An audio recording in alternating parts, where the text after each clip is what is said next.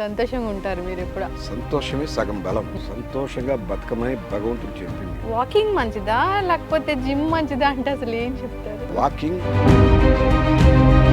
జిమ్లో ఒక రూమ్లో కూర్చుంటారు, పిలిచిన గాలి పీలుస్తారు. మనిషి జీవన ధర్మం అసలు ఏంటి? ఈనాటి విద్యా విధానంలో తెలుగు దూరం అయిపోయింది. వాటితో స్పర్శ లేదు. అవకాశం కూడా నా బిడ్డలు రాలేదేమో, నేను చెప్పలేదేమో. పాతకాలం లాగా ఉండడాలు అంటే అవ్వని పని సార్. పెద్దలు, మన పెద్దలు, మా అమ్మలు, నాన్నలు, మా తాతలు వాళ్ళని తక్కువ చేసి మాట్లాడడం లేదు. మా దగ్గర పనిచేసే వాళ్ళందరూ కాదు. డబ్బు సంపాదనలో పడి హెల్త్ చూసుకుంటూ ఉండట్లేదు sir. They hunt money at the cost of health. ప్రతి ఆర్గాన్కి క్యాన్సర్ వస్తుంది, లైఫ్ స్టైల్ చేంజ్ అంటూ వస్తున్నాయి. చెప్తున్నారు, చెప్పిన డాక్టర్ గారు కూడా ఎక్కువ మంది పేషెంట్స్ రిక్రూట్ చేయాలంటే చాలా అవసరం, ప్రమోషన్ చాలా చేయాలి. ఒక చేంజ్ రావాలి అంటే చేంజ్ ఒక్కసారిగా రాదు, 5-6 తరాలు కథనం పడాలి. మీరు దేవుడిని ఎక్కువ నమ్ముతారు కదా, మీకు ఏ దేవుడు అంటే ఎక్కువ తక్కువ ఉండవు. ఆయన ప్రమేయం, ఆయన వచ్చి అక్కడ కనపడడం వినపడడం కనుక మూల కాదు. నేచర్ చూసి మనల్ని ఏం చేస్తుంది? నేచర్ ఏం చేస్తుందంటారా? అదేంటది? ఈ దగ్గు తగ్గించుకోవడానికి ఏం రెమెడీస్ చేస్తారు? నేను ఇప్పుడు అల్లం జిందా తులసి మాతని. Welcome to iDream media. మనిషి జీవన ధర్మం ఏంటి, మనిషి ఎలా జీవించాలి, నిండు నూరేళ్ళు ఆరోగ్యంగా జీవించాలంటే ఎటువంటి ఆరోగ్య సూత్రాలు పాటించాలి, మందులు లేకుండా జబ్బులు తగ్గించుకోవడం ఎలాగా, సో మన సాంప్రదాయాలు, వాటి వెనుకున్న సైంటిఫిక్ రీజన్స్ ఏంటి, పూర్తి వివరాలు తెలుసుకుందాం. మనతో పాటు ఉన్నారు Shantha biotech founder and chairman doctor Varaprasad Reddy గారు. సార్ నమస్తే. నమస్కారం. బాగున్నారా సార్? బాగున్నాను. సంతోషంగా ఉంటారు మీరు ఎప్పుడు. ఆ సంతోషం చూడడానికే నేను అప్పుడప్పుడు మీతో మాట్లాడైనా వస్తుంటారు. సంతోషమే సగం బలం. సంతోషంగా బతకమని భగవంతుడు చెప్పింది, ఆనందో బ్రహ్మ. కాకపోతే మనిషికి తనకున్న దానికన్నా తనకు లేని దాని మీదే చింత ఎక్కువ. ఇంకొంతమందికి తనకు ఉన్నది లేనిది కాదు, పక్కవాడికి ఉన్నదనే చింత. ఈ అసూయ, ద్వేషంతో, జలసీతో సంతోషంగా ఉండలేరు. ఎప్పుడైతే you are not at ease, you get into disease.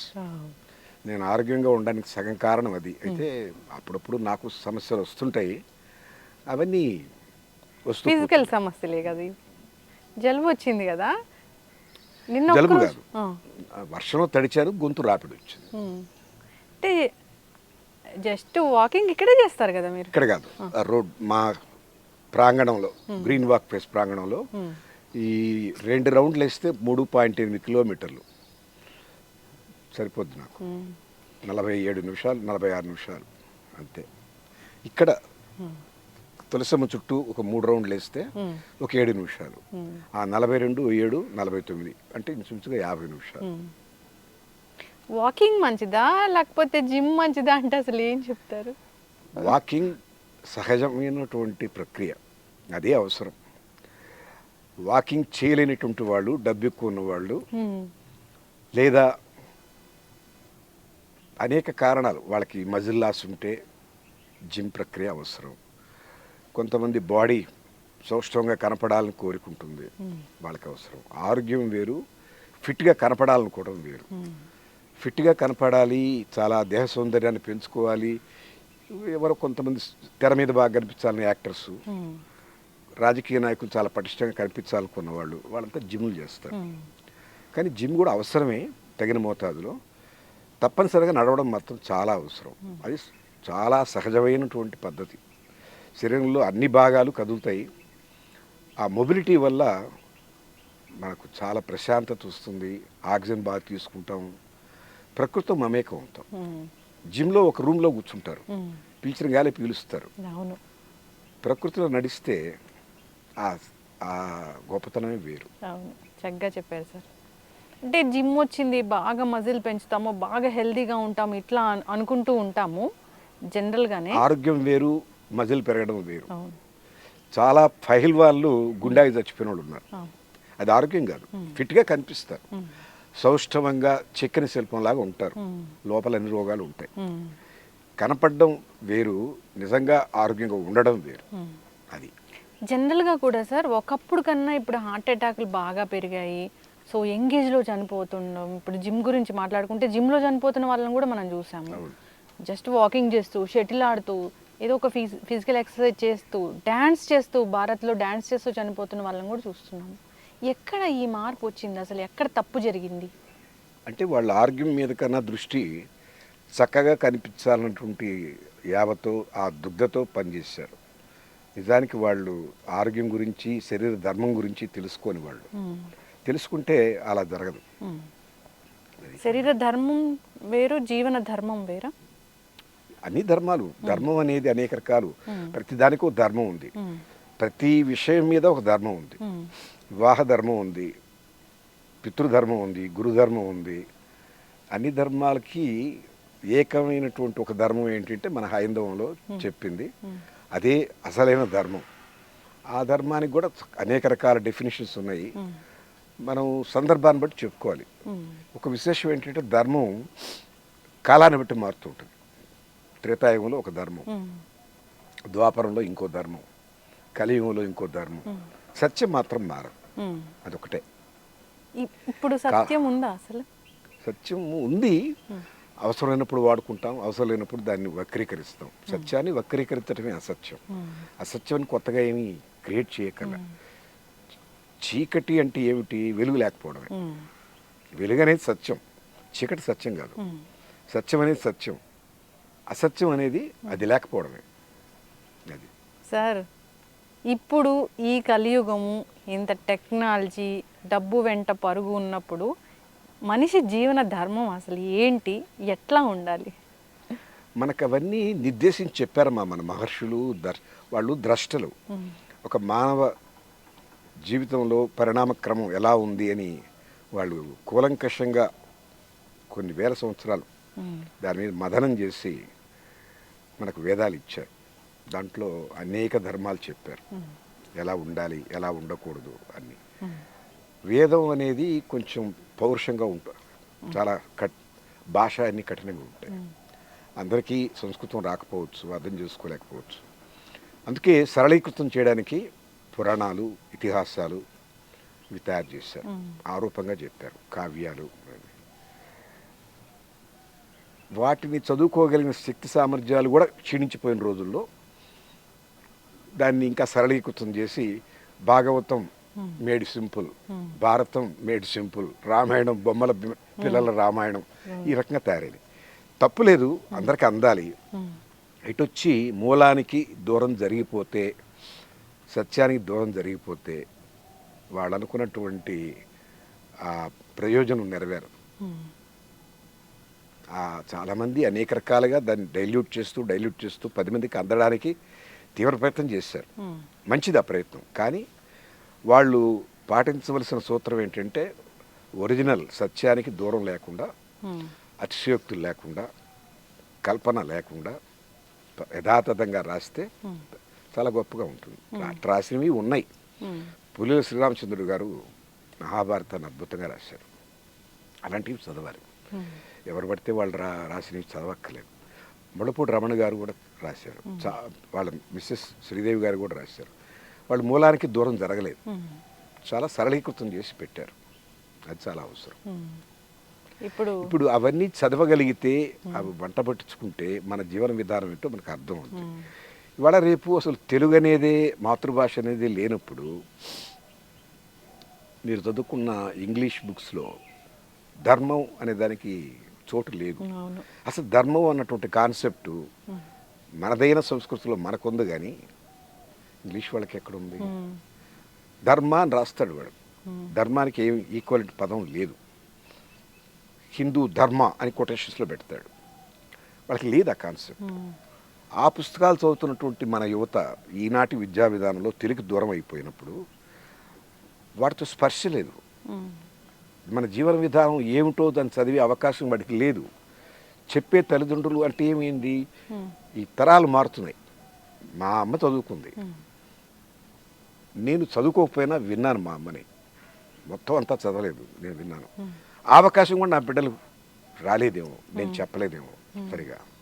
వాళ్ళ పిల్లలు అస్సలు లేదు, కాన్వెంట్కి వెళ్ళిపోయారు, స్కూల్కి వెళ్ళిపోయారు. చూడండి ఎంత డైల్యూట్ అయిపోయిందో. శాంతమ్మ గారి దగ్గర నుంచి వరప్రసాద్కే ఫిల్టర్ అయిపోయింది. వరప్రసాద్ నుంచి వాళ్ళ కూతుళ్ళకి మరింత ఫిల్టర్ అయింది. వాళ్ళ నుంచి వాళ్ళ పిల్లలకి పూర్తిగా దూరం అయిపోయింది. ఇది ఈ పరిణామ క్రమం 3-4 తరాలకి మారిపోయింది. మళ్ళీ తిరిగి మనం పునరుద్ధరించాలంటే 4 కాదు 6 తరాలు 10 తరాలు పడుతుంది. అప్పుడు మళ్ళీ మంచి పౌర సమాజం వస్తుంది. మనిషి ఎలా బతకాలి, మనిషి ఏమి చేయాలి, ఏమి చేయకూడదు, మహాభారతంలో ఏం చెప్పారు, ధర్మం ఏమిటి, రామాయణంలో రాముడు ఎందుకు ధర్మో విగ్రహవాన్ అంటారు, ఆయన పర్సానిఫికేషన్ ఆఫ్ ధర్మ అంటారు, ఆయన ఎందుకు ఆయన అట్టు అంటారు, అవన్నీ తెలియాలంటే వాటితో పరిచయం ఉండాలి. ఆ గ్రంథ పరిచయం లేదు. కనీసం టెక్స్ట్ బుక్స్లో కూడా in the name of secularism మైనారిటీలు బాధపడతారు, ముస్లిమ్స్ ఉన్నారు, క్రిస్టియన్స్ ఉన్నారు, వాళ్ళు ఏమనుకుంటారు అని ఎంతో దౌర్భాగ్యంగా ఆలోచించి ప్రభుత్వాలు ఆ పాఠ్యాంశాలు కూడా తీసేశారు. మేము చిన్నప్పుడు అన్నీ చదువుకున్నాం. ఎన్నో విషయాలు మన పురాణాల్లో ఉన్న ఇతిహాసాల్లో ఉన్న విషయాలు పాఠ్యభాగాలుగా ఉండేవి. దాంట్లో నీతి ఉండేది. మాకు దాంతో పరిచయం ఉంది. ఆ విధానం ఇవాళ లేదు. అది బ్రిటిష్ వాడు చేసినటువంటి పెద్ద కుయుక్తి.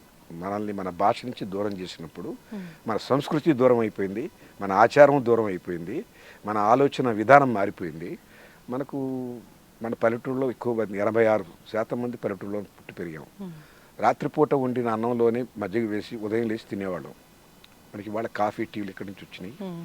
ఇడ్లీలు, దోశలు, కేకులు, మరీ భయంకరంగా బర్గర్లు, పిజ్జాలు వచ్చేసినాయి. సో పూర్తిగా మన ఆహారం మారింది, ఆలోచన మారింది, ఆహార్యం మారింది, అన్నీ మారిపోయినాయి. సో మనకు ధర్మం ఎక్కడుంది, ఇప్పుడు ఎందుకు లేదు అని చెప్పి మీరు అడుగుతున్నారు. ఎలా ఉంటుంది అని నేను అడుగుతున్నాను. ఉండదు. అయితే ఇప్పుడున్న టెక్నాలజీ ప్రకారం అభివృద్ధి చెందుతూ మేము వెళ్ళాలా, మళ్ళీ బ్యాక్ టు రూట్స్ అన్నట్లు ఉండాలా? నా ఉద్దేశం టెక్నాలజీకి దీనికి సంబంధం లేదమ్మా. టెక్నాలజీ ఆ రోజుల్లో కూడా ఉంది. పురాణాల టైంలో కూడా పుష్పక విమానంలోనే రావణాసుడు ప్రయాణం చేశాడు. అంటే నేను నమ్మం అంటే నేనేం చెప్పలేను. టీవీ మనం ఊహించామా? సంజయుడు కురుక్షేత్రం జరుగుతున్న యుద్ధాన్ని అంత కళ్ళగట్టినట్టుగా చెప్పాడు కదా, రన్నింగ్ కామెంటరీ ఇచ్చాడు కదా చూసి. అది ఎట్టనే మేము నమ్మలేదు. ఇప్పుడు జరిగింది అదే కదా. ఇప్పుడు ఇవాళ మీరు గేమ్ అక్కడ పోయి చూడక్కర్లేదు, రన్నింగ్ కామెంటరీ చూస్తారు, బొమ్మ చూస్తున్నారు, శబ్దం వినపడుతుంది.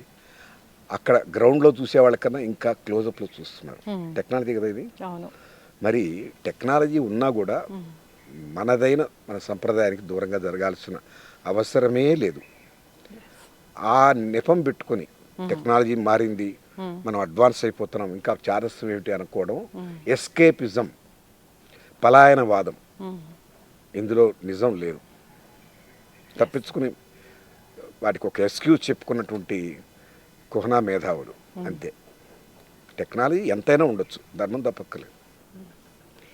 అసలు అంటే ప్రతి దానికి ఒక ఆల్టర్నేటివ్ వచ్చేసింది.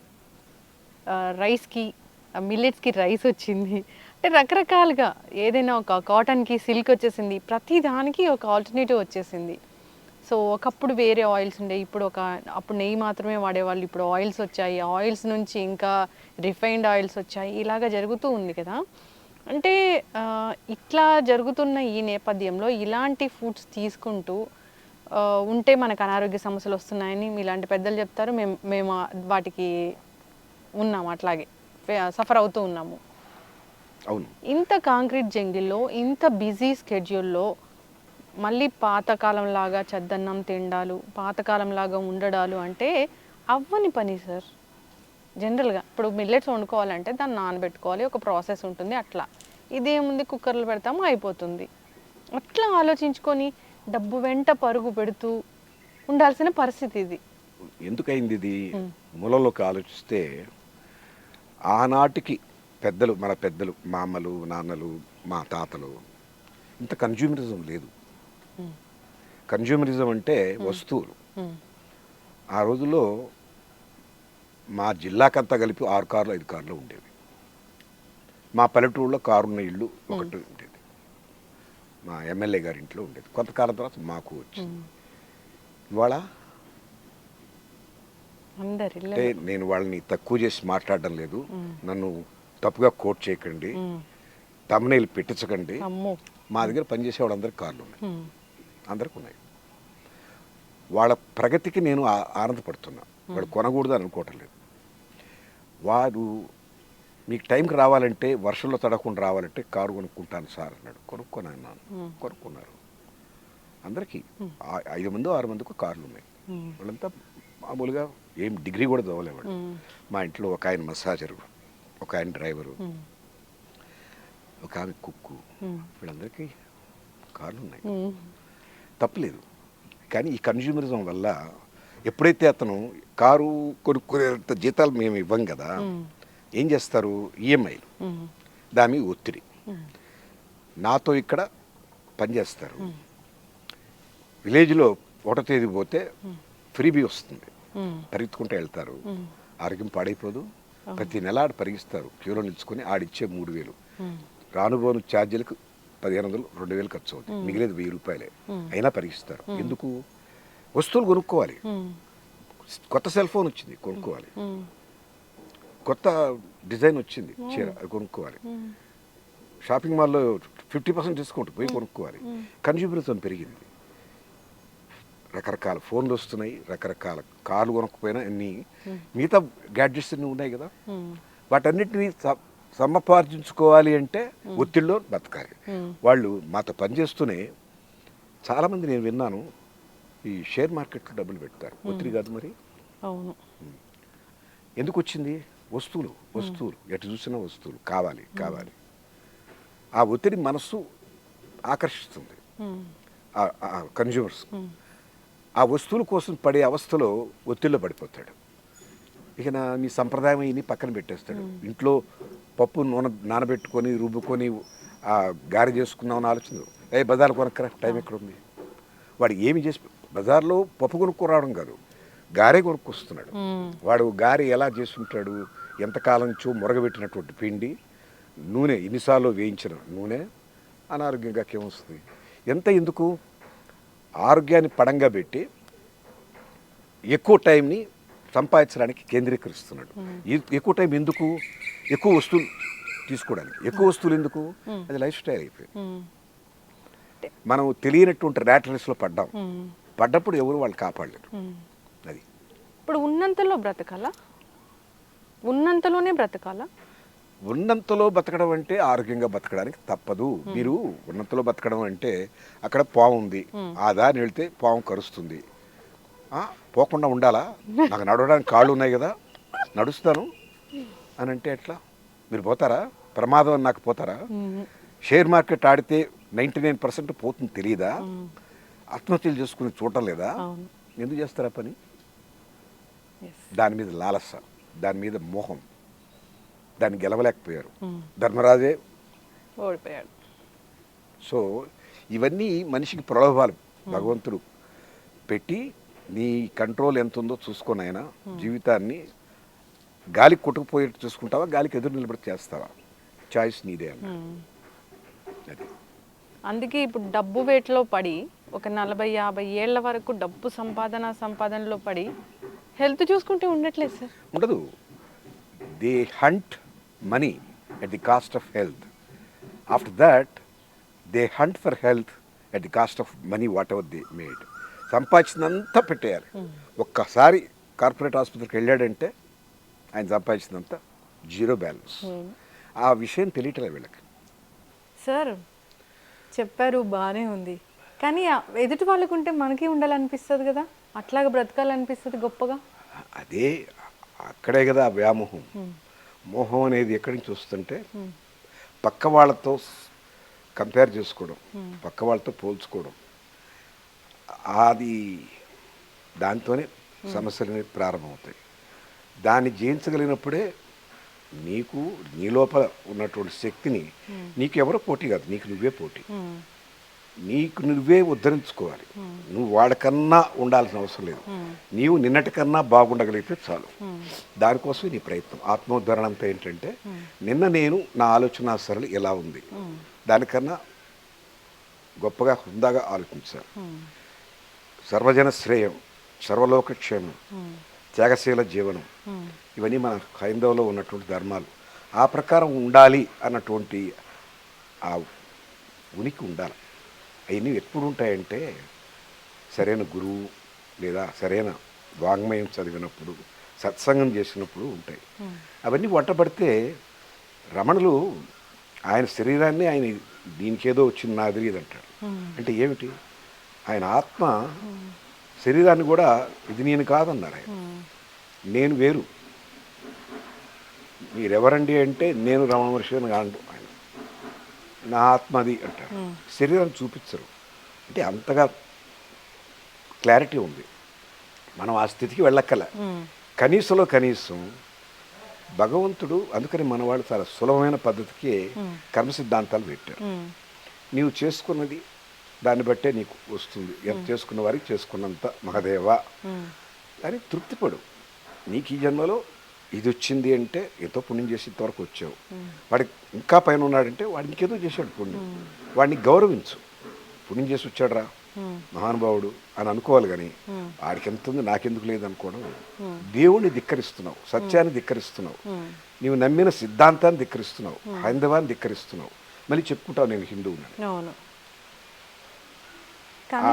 బాగా దాన్ని జీర్ణం చేసుకుంటే ఆ ఫిలాసఫీని ఎవరితో కంపేర్ చేసుకో, నీతో నువ్వే. నిన్న కన్నా నేను ఇవాళ బెటర్ అయ్యాను, నాకు రావాలి. అంతేగాని అతనికన్నా నాకు ఎక్కువ ఉండాలని కాదు.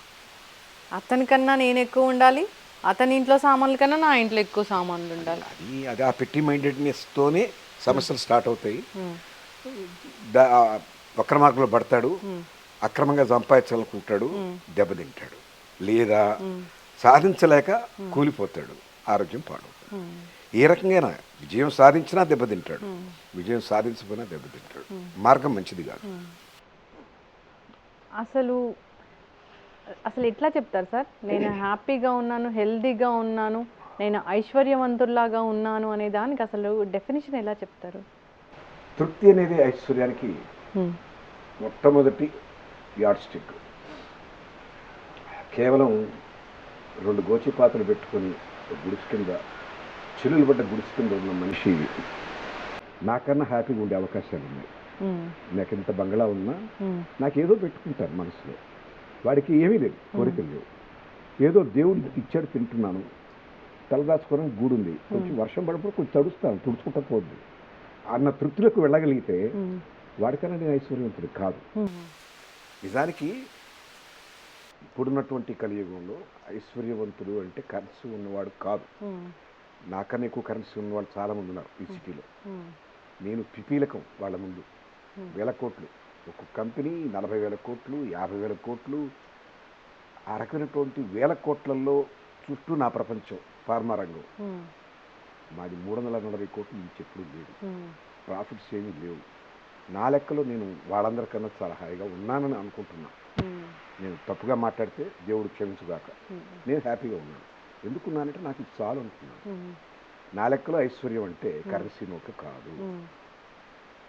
అష్టైశ్వర్యాలు అంటే ఏమిటి? 8 ఐశ్వర్యాలు. ప్రాథమికంగా ఇల్లు, ఇల్లాలు ఉండాలి. ఒక ఇల్లు ఉండడానికి మంచి ఇల్లాలు, అనుకూలమైన ఇల్లు.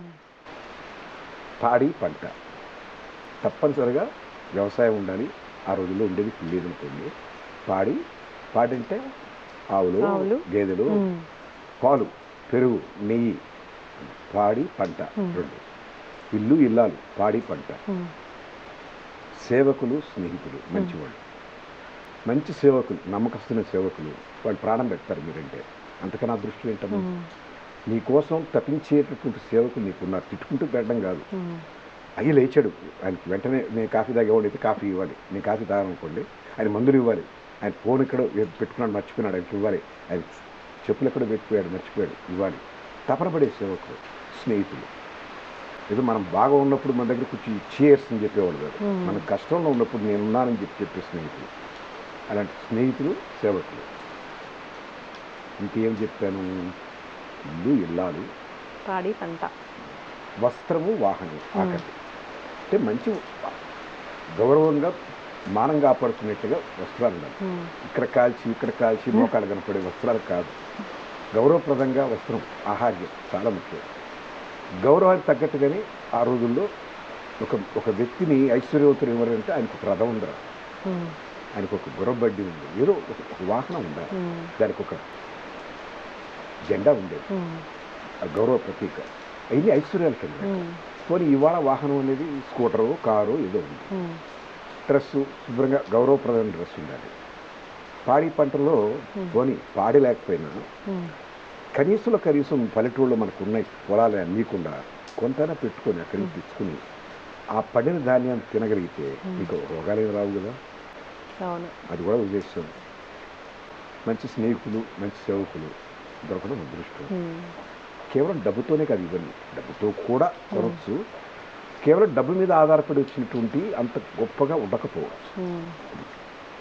ఈ అష్టైశ్వర్యాలంటే ఈ చెప్పిన జంటలు అవి ఉండాలి. కరెన్సీ ఎక్కడ చెప్పలేదు.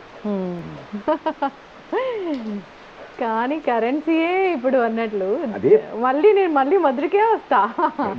డబ్బే డబ్బు, డబ్బు కోసం ఏమైనా చేస్తాము. అసలు ఎదగడం అంటే జనరల్గా కొంతమంది ఎదుగుతూ ఉంటారు, మీరు చెప్పినట్లు. సరే మెల్లిగా ఎదుగుదాము, మనకు ఒక భావాలు ఉన్నాయి, మనకు ఒక సంస్కారం ఉంది, మన పేరెంట్స్ ఇది నేర్పారన్నట్లు ఎదుగుతూ ఉంటారు. కొందరు ఉంటారు మనల్ని తొక్కేసి ఎదుగుతూ ఉంటారు. అప్పుడు నేను వెనకబడిపోతాను కదా. తొక్కేదానికి మీరు అవకాశం ఇచ్చారు, మీరు వారి సమీపంలోకి వెళ్ళారు. మీకు ఒక నియమం ఉండాలి, నాకు సత్సాంగత్యమే కావాలి కానీ దుష్ట సాంగత్యం వద్దు. మీరు అట్రాక్ట్ అయిపోతారు. వాడు పెద్ద పార్టీ ఇస్తున్నట్టు రేవు పార్టీ పోదామని పోతారు, ఇరుక్కుంటారు. వాడు ఎక్కడేదో ప్రవచనం చెప్పిస్తున్నాడు, పోయి విందాం అనుకుంటే అక్కడ పోయి నువ్వు నష్టపోయేది ఏం లేదు. నాలుగు మంచి మాటలు వింటావు, నీకు నచ్చకపోతే నేను ఇంతకన్నా బాగా చదువుకుంటాను వచ్చేస్తాను. రేవు పార్టీకి వెళ్ళి గమనం వస్తారా? రారు. వాడు ఏదో గంజాయి ఏదో పెట్టేస్తాడు.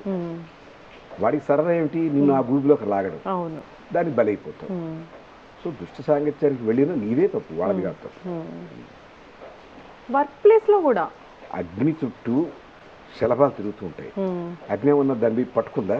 లేదు. ఈ పోయి దాంట్లోకి పడిపోతాయి. తప్పు వాడికి, అగ్నిది కాదు. అంటే మనం అగ్నిలాగా ఉండాలి. అయితే అగ్నిలాగా ఉండకపోయినా అగ్నిని చూసి వివేచన ఉండాలి. ఇది నాకు ప్రమాదకారి, నాకు ఇది పెద్దవాళ్ళు చెప్తారు, పెద్దవాడి మాట వినాలి. గురువులు చెప్తారు, గురువుల మాట వినాలి. ఎవరు చెప్పలేదా? చదువు, వాగ్మయం ఉంది, నీతి సూత్రాలు ఎన్నో ఉన్నాయి, ఎన్నో పుస్తకాలు ఉన్నాయి. వాటితో సంపర్కం పెట్టుకో. అధ్యవసాయం జీవితంలో చాలా ముఖ్యమైనది. అది వదిలేసి ఒక మంచి మాట వినవు, ఒక మంచి పుస్తకం చదవు. ఎవరు నీ గైడెన్స్? ఎవరు నీకు మార్గదర్శకులు? సినిమా హీరోలా? అది వాళ్ళ రేపు యూత్కి వేరే ఏం. మీ ఐడల్ ఎవరు అంటే ఏదో సినిమా యాక్టర్ పేరే చెప్తారు. ఆ సినిమా యాక్టర్ తప్పలేదు, వాళ్ళు మంచివాళ్లే. కానీ వాళ్ళు పోషించిన పాత్రని పట్టి వాళ్ళ మీద వ్యామోహం పెట్టుకుంటారు. నిజానికి ఆ రకమైన లక్షణాలు ఆ హీరోలో లేకపోయి ఉండొచ్చు, ఉండి ఉండొచ్చు, నాకు తెలియదు. నేను అనలేను వాళ్ళంతా చెడ్డవాళ్ళని. వాళ్ళు మంచివాళ్ళు చాలామంది ఉన్నారు, చాలా సేవ చేసేవాళ్ళు. కానీ నువ్వు వాడు చేసిన మంచి పనులు ఆదర్శంగా తీసుకొని వ్యక్తి పూజ వద్దు. వాడు చేసిన మంచి పనులు, ఆ సినిమాలో చాలా మంచి పనులు చేశాడు. ఒక సినిమా నేను చూశాను, చాలా బాగా నచ్చింది. అతను విలేజ్ని అడాప్ట్ చేసుకుంటాడు, దత్తత తీసుకుంటాడు. ఎంత బాగుందో ఆలోచన. చేయండి. అక్కడ మహేష్ బాబు మీద ప్రేమ తెచ్చుకోవడం కాదు, మహేష్ బాబు చేసిన పని మీద ప్రేమ తెచ్చుకోండి. దత్తత తీసుకో. ఆయన తీసుకున్నాడు ఆ హీరో, నువ్వు కూడా ఆ పని చేయి. అది చేయడు. నా హీరో మహేష్ బాబు అంటాడు. మహేష్ బాబుని పొగిడితే ఏమొస్తుంది నీకు? నువ్వు ఆ మార్గంలో లేవు. ఆ పాత్ర చేసిన మార్గంలో నువ్వు ఉంటే నువ్వు గొప్పవాడివే. ఉంటాడు. అది ఇప్పుడంతా అసలు సినిమా ట్రెండే మారిపోయింది. అంటే ఈ మధ్యకాలంలో వచ్చిన సినిమాలు చూస్తే ఏదైనా మనసులో ఏం ఫీలింగ్ వస్తుంది మీకు? అంటే ప్రకృతిలో ఉన్న విపరీతాలు ఇవన్నీ అమ్మ. సమకాలీన జీవితంలో వచ్చిన పుస్తకాలు కానీ, సినిమాలు కానీ, సంగీతం కానీ, they reflect societies thinking. Fast యుగం ఇది. పిజ్జాలు వంట చేసుకోకుండా ఇంట్లో 2 minutesలో వాడు ఏం చెప్తాడు మీకు? స్విగ్గీ వాడు ఆర్డర్ చేయండి, 3 minutesలో నీకపోతే మీ డబ్బు మీకు వాపస్ ఇస్తారు. అంటే ఫాస్ట్. ఈ ఫాస్ట్ యుగంలో మీరు ఏం ఎక్స్పెక్ట్ చేస్తారు? అవును, అన్నీ ఇట్లాగే ఉంటాయి. ఏది ప్రతి ఒక్కటి ఆదరా బాదరా, దానికి న్యాయం చేసినటువంటి, దానికి నాణ్యత గురించి ఆలోచించినటువంటి, శుభ్రత గురించి ఆలోచించినటువంటి విషయాలు ఏం ఉండవు. Delivery is more important. What may it is. They compromise on quality, they compromise on purity, that will lead to unhealthy situation. Yes. అదే సార్, ఇప్పుడు అన్ని రకాల ఇలాంటి సినిమాలు కావచ్చు, ఇలాంటి స్నేహితులు కావచ్చు, ఆలోచనలు కావచ్చు, ఇలాంటివన్నీ చూసి, ఇలాంటి వాతావరణంలో పెరిగి, ఇలాంటి ఫుడ్స్ తిని, పొల్యూషన్ ఉన్న దాంట్లో మేము ఉండడం వల్ల, అంటే జనరల్గా డాక్టర్స్ని ఇంటర్వ్యూ చేస్తూ ఉంటాను, మీరు చూస్తారు, ఎప్పుడు నాకు చెప్తారు అంటే డాక్టర్స్ ఏం చెప్తారంటే మీ జీవన విధానంలో మార్పు రావడం వల్లే క్యాన్సర్లు అనేవి వస్తున్నాయి అంటారు. క్యాన్సర్ ఎందుకు వస్తుందని క్వశ్చన్ అడిగితే ప్రతి ఆర్గాన్కి క్యాన్సర్ వస్తుంది, ఎక్కువ కేసులు పెరుగుతున్నాయి, దగ్గు జలుబులు వచ్చినంత ఈజీగా క్యాన్సర్లు వస్తున్నాయంటే వాళ్ళు కూడా అదే చెప్తున్నారు, లైఫ్ స్టైల్ చేంజ్ అందుకే వస్తున్నాయి అని చెప్తున్నారు. చెప్పిన డాక్టర్ గారు కూడా ఈ జీవన విధానానికి అనుకూలంగా వాళ్ళేమి డాక్టర్గా మిగలలేదు, వాళ్ళు పేషెంట్ అవుతున్నారు. ఎందుకని అంటే వాళ్ళు కూడా ఈ పోటీ ప్రపంచంలో పరుగులు తీస్తున్నారు.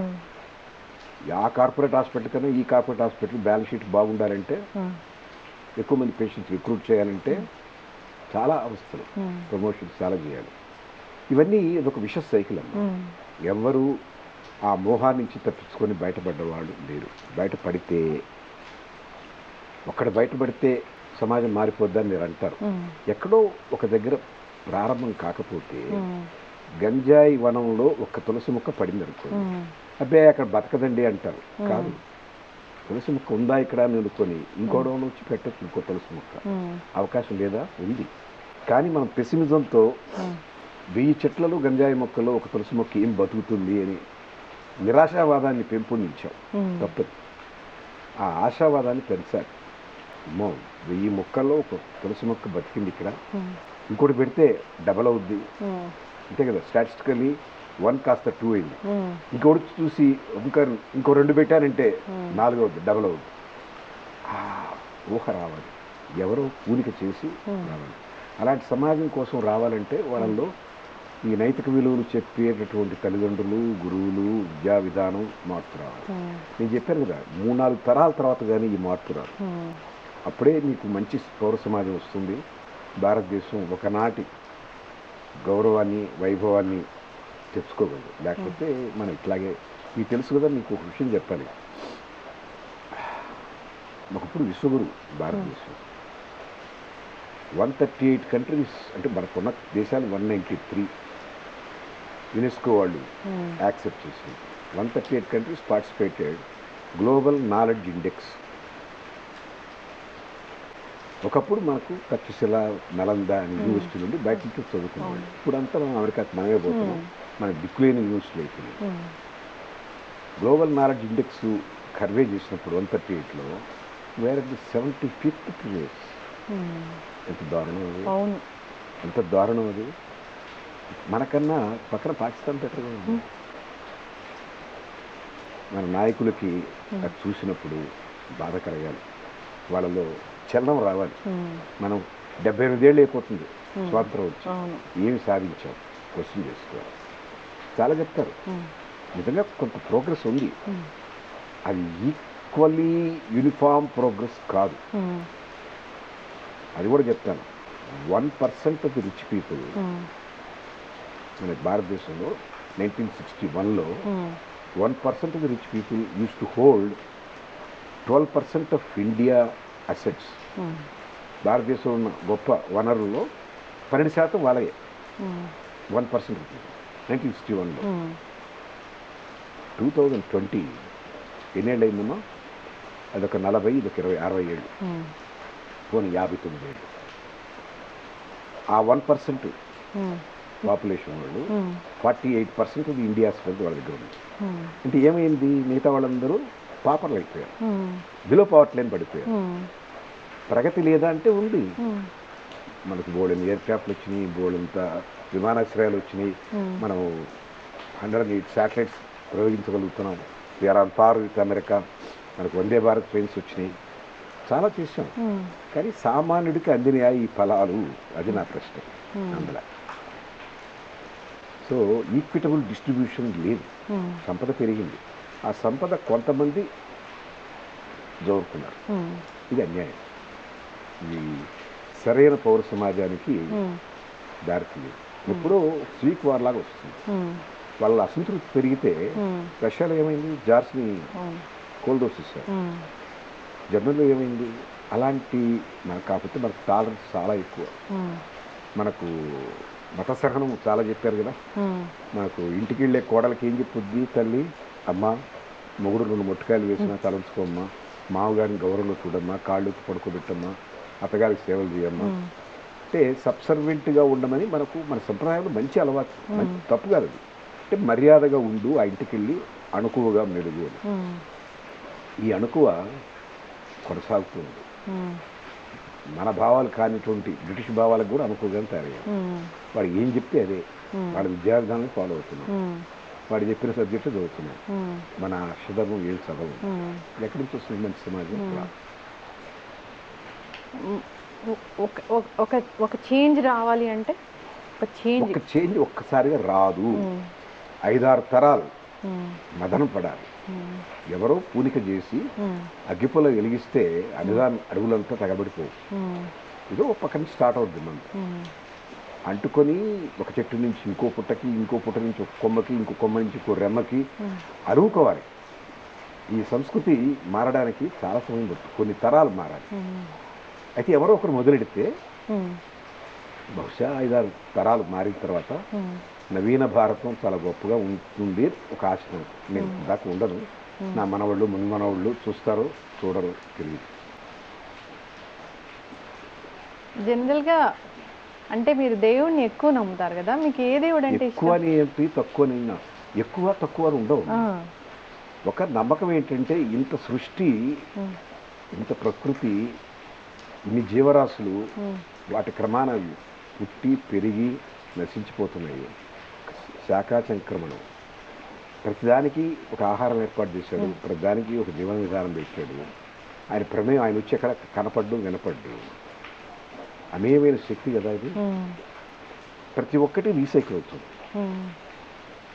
విత్తనం పొటమరించి మొలక అవుతుంది, మొలక చిన్న చెట్టు అవుతుంది, పెద్ద చెట్టు అవుతుంది, దాంట్లో పూలు పండ్లు, మళ్ళీ విత్తనం వస్తుంది, మళ్ళీ భూమిలో పెంచుతుంది, మళ్ళీ వస్తుంది, ఈ చెట్టు వాడిపోతుంది, చనిపోతుంది, కొత్త యంత్రాలు వస్తాయి. ఈ సృష్టి జరుగుతూనే ఉంటుంది ఇట్లా. మా నాన్న మమ్మల్ని అన్నాడు, మా అమ్మ, నేను కొంతమంది పిల్లలు అన్నాను, వాడు కొంతమంది పిల్లలు అన్నారు. ఈ సృష్టి జరుగుతూనే ఉంటుంది, మళ్ళీ వస్తూనే ఉంటాయి ఈ ఆత్మలో లేకపోతే శరీరాలు వాటెవరికి. ఈ సైకిల్ని ఎవరు డిస్టర్బ్ చేయలేరు. ఇంత చేయాలంటే ఒక మానవుడు చేసే పని కాదు, మానవుడు చేయగలిగిన డిజైన్ కాదు ఇది. అమేయమైన శక్తి, మీరు స్త్రీ శక్తి అనుకోండి, పురుష శక్తి అనుకోండి, ఒక అమేయమైన శక్తి ఈ సృష్టికంతా మూలధాతు అని నమ్ముతాడు. ఆయన విష్ణువా, శివుడా, బ్రహ్మ, ఎన్ని నాడు ప్రమేయం లేదు, శక్తి, అద్భుతమైన శక్తి అంతే. మీరు దాన్ని ఎక్కువగా నమ్ముతారు, ఆ శక్తిని అంతే. ఇప్పుడు మనం రకరకాల పేర్లు పెట్టుకుంటాం మన పిల్లలకి. నా కూతురికి సంగీతాన్ని పెట్టాను, ఇంకో పిల్లకి స్రవంతిని పెట్టాను. సంగీతకి శాంటిటీ ఏమిటి? ఆయన్ని వెంకటేశ్వర స్వామి అన్నాం, ఇంకో దగ్గర గణేషుడు. వాళ్ళ ప్రకృతిని బట్టి మనం ఎట్లా కావాలో అనుకుంటాం. మనకేదో కష్టాలు వస్తాయి, కష్టాలు తొలగించాలంటే సంకట చతుర్థి నాడు ఆయన చేస్తే మంచిదని పెట్టుకున్నాం. ఆయనకి వినాయకుడు అని విఘ్నేశ్వరుడు అని పెట్టుకున్నాం. ఈయన వెంకటనాథుడు అంటే పాపాలు తొలగించేవాడు. మన పాపాలు చేస్తాం కదా అంటే ఆ పేరు పెట్టుకున్నాం. ఇవన్నీ మనం పెట్టుకున్న పేర్లు. ఆయన పెట్టుకున్నాడా? వాళ్ళ అమ్మ నాన్న పెట్టారు ఆయనకి పేర్లు. అసలు ఆయన ఆమె మనకు తెలుసా? తెలియదు.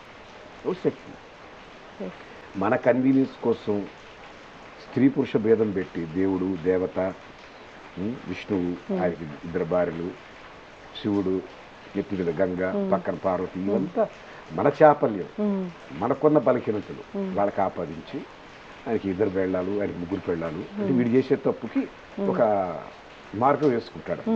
దేవుడే 2 పెళ్ళాలు ఉన్నారని చెప్తాడు. సార్ ఈ దేవుళ్ళందరూ ఉన్నారో లేదో ఎవరికైనా రుజువు ఉందా? లేదు.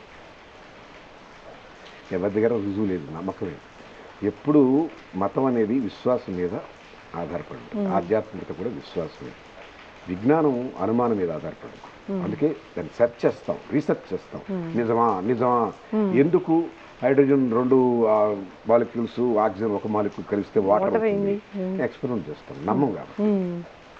ఆధ్యాత్మికతలు కాదు, నమ్ముతాం. ఉంది మహానుభావుడు ఎక్కడున్నాడో మహానుభావురాలో మహానుడో మనకు తెలియదు. ఒక శక్తి ఉందని నమ్మితే మంచిది. సార్ అందుకే జనరల్గా చెప్తూ ఉంటారు, మీలాంటి పెద్దలు చెప్తూ ఉంటారు, అంటే నేచర్ అనేది చూస్తూ ఉంటుంది, ఒకవేళ మీరు తప్పు చేసి తప్పించుకున్నా కానీ అని. నేచర్ చూసి ఏం చేస్తారు? నేచర్ చూసి మనల్ని ఏం చేస్తుంది? నేచర్ ఏం చేస్తుందంటారా? అదేంటది? నేచరు మీరు బాల్ ఎలా వేస్తే తిరిగి బాల్ ఎలా కొట్టదు, చూస్తూ ఉంటుంది. దాని టైం వచ్చినప్పుడు చెప్తుంది. సునామీ మీరు చేసినటువంటి తప్పుడు పనులకంతా సునామీ రోజు వచ్చిందా? ఎప్పుడో వస్తుంది.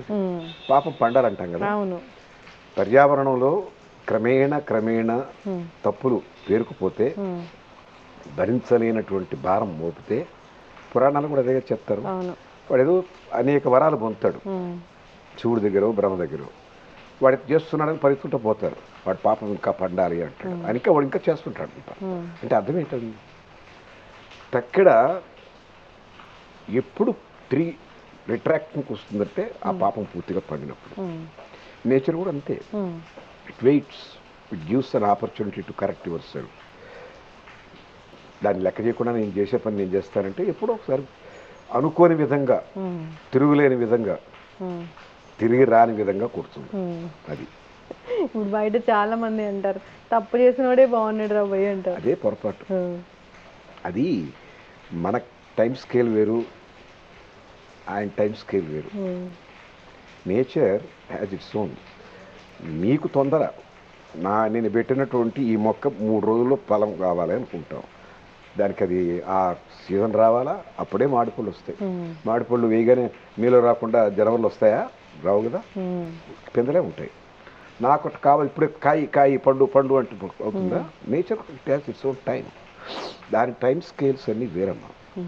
అలాగే ఫలితాన్ని ఇచ్చేటటువంటి ఫలితాలు ఇచ్చేటటువంటి నేచర్ కూడా ఇట్లా చేశాడు కాబట్టి ఇప్పుడే ఏం చేద్దాం అనుకోదు. ఇప్పుడు ఒక సమయం మనకు తెలియదు. ఆ క్యాలిక్యులేషన్స్, ఆ కాస్మిక్ ఈక్వేషన్స్ అన్నీ చెప్పగలిగే స్థితి స్తోమత నాకు లేవు. నేను నమ్ముతా ఎప్పటికైనా అది it will teach a lesson. ఈ జన్మ కాకపోవచ్చు, వచ్చే జన్మ కావచ్చు. కొంతమంది పుట్టుకతోనే కాళ్ళు లేకుండా పుడతారు, కళ్ళు లేకుండా పుడతారు. ఏం పాపం చేశారమ్మా వాళ్ళు? ఏం పాపం చేసి ఉంటారు? ఆ తల్లిదండ్రులు చాలా గొప్పవాళ్ళు అయి ఉంటారు, అయినా వాళ్ళకి అలాంటి అవిటి పిల్లలు పుడతారు. ఎందుకని? కర్మ సంచితం. అందువల్ల మర్చిపోవు. ఫలితాలు ఉంటాయి, ప్రతిదానికి ఫలితం ఉంటుంది. For every action there is an equal and opposite reaction. Science అది. అదే చూడడం అంటే ఎప్పుడు అనేది మీరు నేను నిర్ణయించేది కాదు. It has its own cosmic equation. అది సార్. జనరల్గా అంతా అయిపోయింది, మంచిగా అన్ని విషయాలు చెప్పారు. జీవన ధర్మం ఎలా ఉండాలి, మనిషి ఎలా ఉండాలి, ఎలాంటి ఫుడ్ తీసుకోవాలని. అసలు రోగాలు లేకుండా మనిషి ఎట్లా బ్రతకాలి? రోగాలు ఉండకూడదు అంటే మంచి ఆహారం, మంచి ఆలోచన, ఒత్తిడి లేని జీవితం, సంతృప్తిగా బతకడం, ఇవి ప్రాథమికంగా అవసరం. ఇవన్నీ ఉంటే ఆటోమేటిక్గా ఆరోగ్యం బాగుంటుంది. సంతృప్తి అనేది అంత తేలికైనది కాదు. మంచి ఆహారం అంటే అది కూడా తేలికైనది కాదు. వాళ్ళ బజార్లో దొరికే పాలు దాంట్లో యూరియా కలుపుతున్నారు అంటున్నారు. నాకు తెలియదు నిజమా అబద్ధం. కల్తీ పాలు వస్తున్నాయి, కల్తీ పాలే వస్తున్నాయి. సో అన్నిటికీ అవాంతరాలు ఉన్నాయి. వాటిని అధిగమించి మీరు సిటీలోనే ఉండాలి, నేను ఉదయం లేసి పాల ప్యాకెట్ వాడు ఇచ్చిపోయే దగ్గరే బతుకుతాను కాకుండా ఏ విలేజ్కి వెళ్ళి అక్కడ ఒక గోవును, ఒక గేదెను పెట్టుకొని బ్రతకండి. నీకు ఆరోగ్యం ముఖ్యమైతే, నాకు ఆరోగ్యం కన్నా నాకు దర్జాగా బతకడం అంటే ఇక్కడే ఉండండి, రోగాలు పాల్గొరు. It is a compromise. You can't get everything. మీ ప్రయారిటీ ఏదో నిర్ణయించుకోవాలి. నాకు ప్రశాంతమైన, చాలామంది శాంతాల పనిచేసిన వాళ్ళు వాళ్ళ ఊళ్ళకి వెళ్ళిపోయి ఆడ ఇల్లు కట్టుకొని హ్యాపీగా రిటైర్ అయిపోయినాడు. నేను ఇక్కడికి వచ్చి రిటైర్ అయిపోయాను కదా. నేను జూబ్లీస్లో ఉన్నానా? జూబ్లీస్లో ఉంటే నేను ఆవులు పెట్టుకోగలను? ఈ చెట్ల మధ్య ఎందుకు బతుకుతున్నాను? నాకు ఈ జీవితం కావాలి. ఆ ప్రాధాన్యతను నిర్మించుకోగలిగితే మీరు ఆరోగ్యంగానే ఉండొచ్చు. అది చక్కగా చెప్పారు సార్.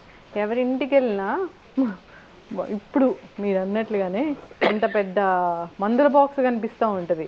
బీపీకో, షుగర్కో, థైరాయిడ్కో, దేనికో ఒకదానికి ట్యాబ్లెట్ వాడుతూనే ఉంటారు. ఇప్పుడు అంటే సిటీలో బ్రతకాలి, తప్పదు, మందులు వాడాలి. ఇంకా లేదమ్మా, రివర్స్ చేయొచ్చు, అన్ని రివర్స్ చేయొచ్చు లైఫ్ స్టైల్తో.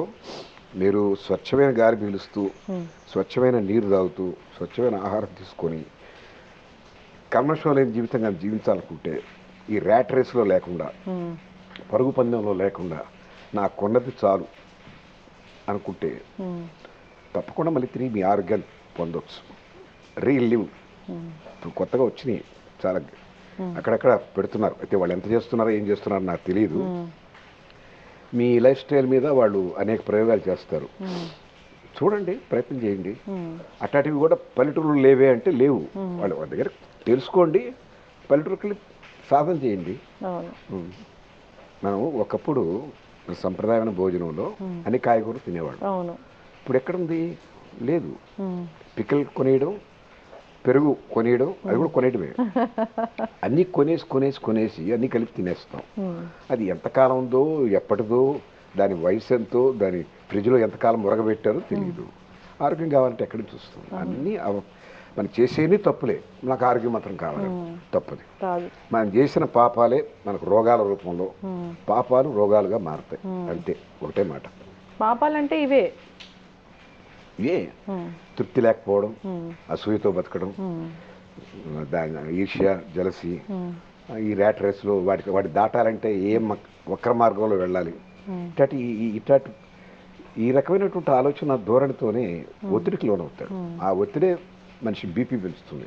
బీపీ పెరిగితే లోపల కొలెస్ట్రాల్ మారిపోతుంది, శరీర తత్వం మారిపోతుంది, వాడి మెటబాలిజం రేటు మారిపోతుంది. అనేక రకాల సంయుక్తంగా వాడి మీద దాడి చేస్తాయి. ఫినిష్, బలైపోతాడు. ఇప్పుడు పింక్ సాల్ట్ మంచిదని పింక్ సాల్ట్ తీసుకుంటూ ఉన్నారు. ఆ పింక్ సాల్ట్ కూడా ఇప్పుడు మంచిది కాదని చెప్తున్నారు సార్. అంటే ఇప్పుడు మంచిది అంటారు, మళ్ళీ దానికి మళ్ళీ రీసెర్చ్ చేసి మళ్ళీ మంచిది కాదంటారు. అది రీసెర్చ్ అనేది ఇది కంటిన్యూస్ ప్రక్రియ. వాళ్ళు ఏదో కొన్ని రిజల్ట్స్ వస్తాయి, దాన్ని బట్టి అనౌన్స్ చేస్తారు. ఇంకోసారి ఏం జరుగుతుందంటే కొన్ని కంపెనీలు వాళ్ళు ప్రమోట్ చేయడానికి వీళ్ళు డబ్బులు ఇచ్చి చెప్పమంటారు. అది కూడా జరుగుతుంది. అందుకే స్టాండర్డ్ ల్యాబ్స్ ఇచ్చినటువంటి రిపోర్ట్సే చూడాలి మీరు. కానీ నిజాయితీగా కూడా కొన్ని దానికి ఉన్నటువంటి సమస్యలు బయట పెడతారు. కొంతమంది దాంట్లో ఉన్న మేలు చెప్తారు, మారచ్చు కూడా. సరైన రీసెర్చ్ జరిగితే లేదు మేము అప్పుడు చెప్పాం కానీ లేదు. ఇప్పుడు శాంపిల్ పట్టుకుంటుందమ్మా. 100 మంది మీద మీకు వచ్చిన రిజల్ట్స్ పెట్టారు, 1,00,000 మంది మీద చేయండి, రిజల్ట్స్ తేడాగా ఉంటాయి. అందువల్ల ఏది ఇది పర్మనెంట్ అని అనడానికి లేదు. ప్రయత్నం చేయాలి. వాళ్ళు చెప్పారు, ఏదో నిజం ఎక్కడో తేలుతుంది. ప్రారంభంలో వాళ్ళు చెప్పినవన్నీ మనం అనుసరిస్తాం, దాంట్లో పొరపాటు జరిగితే మళ్ళీ ఆ బాధ అనుభవిస్తాం. కానీ ఒకటి నేచర్లో ఒకటి ఉంది, వెంటనే ఏమి మీకు కనపడదు, కానీ మీకు సిగ్నల్స్ వస్తాయి. కాలింగ్ బెల్ వస్తుంది. పింక్ సాల్ట్ తింటే కొంచెం గ్యాస్ వచ్చినట్టుగా ఏదో సమ్ తేడా వస్తుంది. ఇది ఇట్లా ఉందని డాక్టర్తో చెప్పాలి. చెప్పకుండా అది ఆయన చెప్పింది మంచిదేమి తినేస్తున్నానంటే కాదు. మీ శరీరం మీకు అన్నీ చెప్పుద్ది. మీరు వినే ఓపిక, శ్రద్ధ, అవగాహన ఉంటే మీ శరీరం మీరు తీసుకున్న పదార్థం గురించి శుభ్రంగా చెప్పుద్ది. ఇది నీకు పడదరా అబ్బాయి, నీకు పడుతుందిరా అబ్బాయి, జాగ్రత్త, ఇది తగ్గించు, ఇది ఎక్కువ చేయి. నాలుక మాట వినొద్దు, హృదయం మాట, మెదడు మాట వినాలి. అతి సర్వత్రా వర్జయేత్. రుచిగా ఉంది కదా అని లాగిచ్చేస్తే దీనికి రుచే, మరి ఇది కదా, దాన్ని పచనం చేయాలి, దాని అంతా జీర్ణించుకోవాలి, శరీర భాగాలకంతా పంపించాలి. దీని పని కేవలం 2 నిమిషాలు నవలడంలో. స్వీట్ చాలా బాగుంటుంది. ఇక్కడ లోపలికి వెళ్ళాక స్వీట్ తెలుస్తుందా? తెలియదు. కానీ దీనికి లొంగి మనం దీన్ని ఇబ్బంది పెడతాం. ఆ వివేచన ఉండాలి. గట్ హెల్త్ ఏ డాక్టర్ చెప్పినా గట్ హెల్త్ బాగాలేదు, మీకు అనారోగ్య సమస్యలు వస్తున్నాయి, గుడ్ బ్యాక్టీరియా అంతా పోయింది అని చెప్తున్నారు. ఈ గట్ హెల్త్ కోసం మళ్ళీ ఇందాక మీరు చెప్పారు కదా చద్దన్నం, అదే వస్తుంది. మంచి ప్రోబయోటిక్ కావాలి. మళ్ళీ మన మూలాల్లోకి వెళ్ళిపోతారమ్మా అందరూ. వాళ్ళు కొన్ని వేల సంవత్సరాల నాటి సంస్కృతి, ఆచారం అదే వస్తుంది. మనకు పసుపు లేకుండా ఆహారం వండం, అల్లం లేకుండా వండం, మిరియాలు లేకుండా వండం. అవి ఏవి ఈ మోడర్న్ డైట్లో లేవు. పిజ్జాలో మిరియాలు వేస్తారా, అల్లం వేస్తారా, పసుపు వేస్తారా? ఎందుకేరు? వాళ్ళకి తెలీదు. వాళ్ళ నాగరికత అక్కడితో ఆగిపోయింది. మన నాగరికత, మన వంటిల్లే మనకు ఆరోగ్యశాల, మన వంటిల్లే మన పోపులకు పెట్టే మన మందు. అవన్నీ సమతుల్యంగా వాడితే ఆరోగ్యంగా ఉంటారు. జనరల్గా పసుపు అనేది ఇన్ని రకాల అనారోగ్య సమస్యలను తగ్గిస్తుంది, ఇన్ని రకాల అనారోగ్య సమస్యలకు చెక్ పెడుతుందని సైంటిస్టులు కూడా చెప్తున్నారు కదా సార్. అవును, దాని మీద చాలా పరిశోధన జరిగినాయి. కుర్కుమిన్ అని దాంట్లో ఉన్న పదార్థం యాంటీ బయాటిక్, అది దాని లోపల స్వెల్లింగ్ తగ్గిస్తుంది, ఇన్ఫ్లమేషన్ తగ్గిస్తుంది, క్యాన్సర్ సెల్స్ని చంపేస్తుంది. కాబట్టి అది చాలా అవసరం. అందుకే మన అన్ని పుణ్య కార్యక్రమాల్లో పసుపు తప్పనిసరిగా ఉంటుంది. అది లేకుండా ఉండదు. కొబ్బరి, బెల్లం, పసుపు ఎందుకు పెట్టారు? అరటిపండు, ఇవన్నీ కూడా చాలా మంచివి కాబట్టి అవి పెట్టారు. విమెన్ ఇప్పుడు ఎక్కడ చూసిన అంటే జనరల్గా కూడా విమెన్కి రక్తహీనత అనే ప్రాబ్లం అనేది ఉంటుంది సార్. ఎనీమియా వల్ల డెత్స్ కూడా జరుగుతాయని చెప్తూ ఉంటారు. కానీ దానికి చాలా రకాల మన ఇంట్లో దొరికే పదార్థాలే రక్తహీనతను తగ్గిస్తాయి అనేది కూడా ఉంది.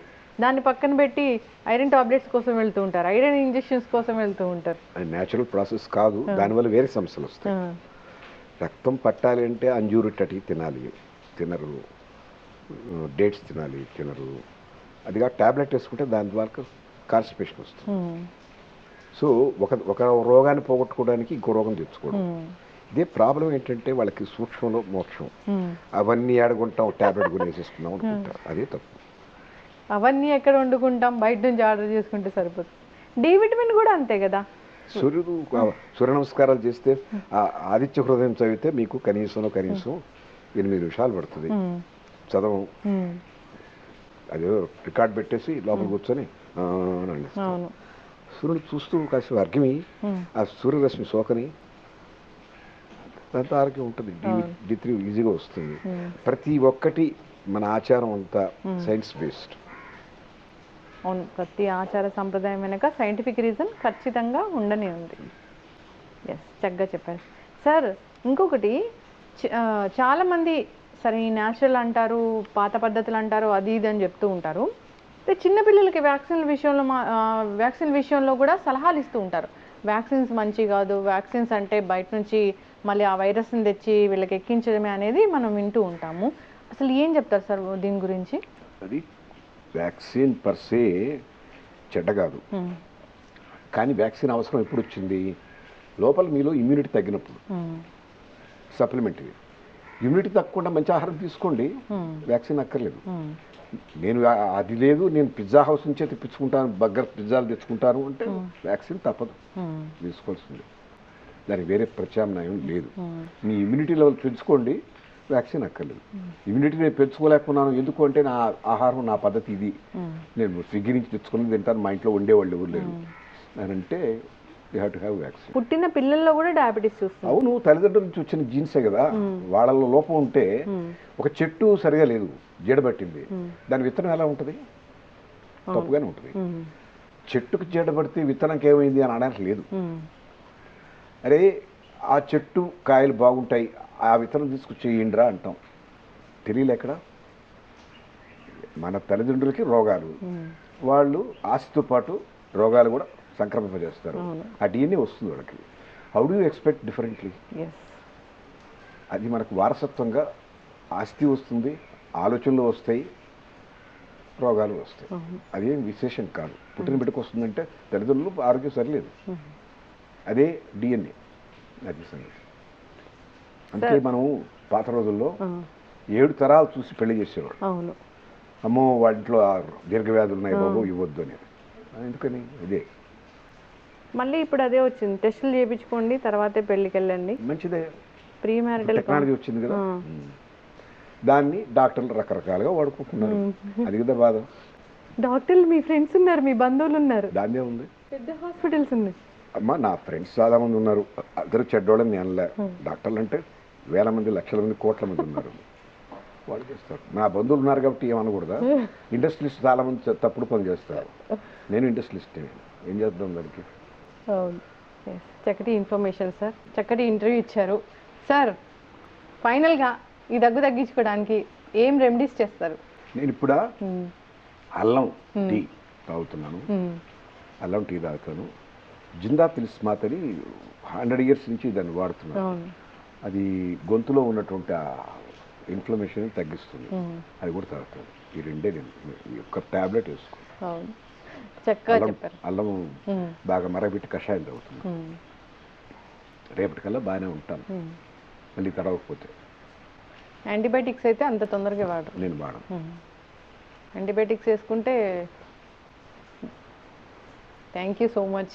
And for more videos, Please subscribe to iDream. Please subscribe to iDream. Please subscribe iDream. And please subscribe to iDream. For more videos, subscribe to iDream. please like, share, and subscribe to the channel. Congratulations, iDream. Subscribe to iDream. Subscribe to iDream. So, subscribe to iDream Media. iDream team అందరికి huge congratulations. Please subscribe iDream Media. Please subscribe to iDream. Subscribe iDream. Please subscribe to iDream. iDream అంటే నా కళల ఛానల్ను subscribe చేసుకున్న నోరు తిరుగుతలేదు, మీరైతే గంట గుర్తు కొట్టండి. For more such videos, please subscribe to iDream. Subscribe to iDream. Please subscribe to iDream. Please subscribe iDream Media. Please do subscribe to iDream. Please subscribe to iDream Media. For best entertainment and information, please subscribe iDream. And don't forget to subscribe to iDream.